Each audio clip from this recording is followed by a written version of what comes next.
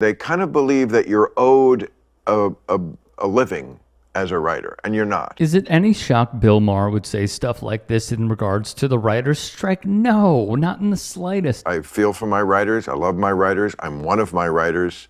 But there's a big other side to it, and a lot of people are being hurt besides them. A lot of people who don't make as much money as them in this bipartisan world we have, where you're just in one camp or the other. There's no in between. You're either for the strike, like they're Che Guevara out there, you know, like this is Cesar Chavez lettuce picking strike, or you're with Trump.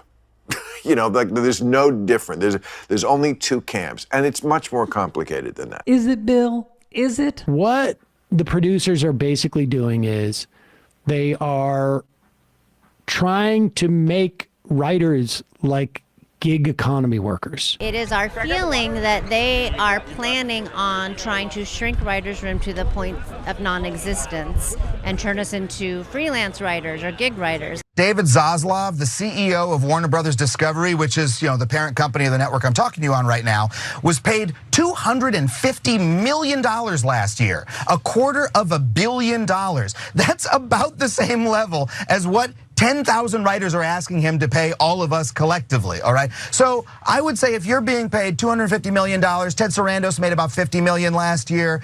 These companies are making enormous amounts of money. Their profits are going up. It's ridiculous for them to plead poverty when the writers who are making their shows, some of them are not able to pay their rent or their mortgages. Tens of thousands of writers and members of the Writers Guild of America have officially gone on strike. Writer pay has fallen by 23% over the past 10 years. Even though the company profits have gone up by 50%, they're spending more money than ever on making these shows. They're making more profit from them than ever. But writers are making less money. So our proposals are to ensure that there's a writer's room on every single show, and they have refused to even discuss that proposal with us. Another sticking point is that we want to make sure that writers are paid the same in streaming as they are on television. My first show was for True TV. My second show was for Netflix. The show had the exact same format, but on Netflix, we had no minimums, we had no protections, we were paid less. The residuals are literally 1% of what they were. And now it just isn't there for the writers. Oh my God, I'm about to be so rich.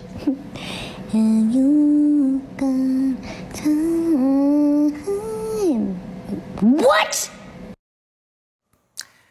That was Kimiko Glenn, who played Brooke Soso on Netflix's Orange is the New Black. Ben Burgess of the Daily Beast would chide Maher.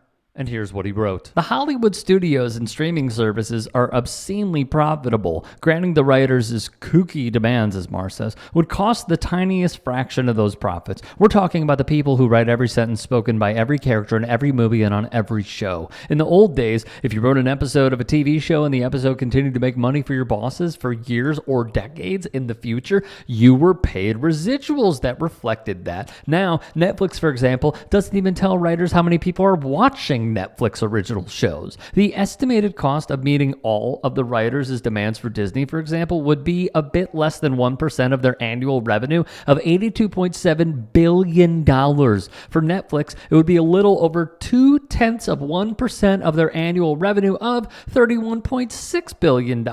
For the real giants like Apple and Amazon, it doesn't even rise to the level of a rounding error. I think what we have seen, which is representative of modern day society, is those who are at the tippy top, the 1%, who continue to squeeze, no matter the industry, no matter the workforce, squeezing those who are simply doing all the hard work, all of the labor, and saying, do it for less. Now, if there's one thing that I have seen through so many troubles to give me a slight bit of optimism, because we always say we're incredibly divided, labor is actually, and unions, the intersection, is something that I do feel proud of.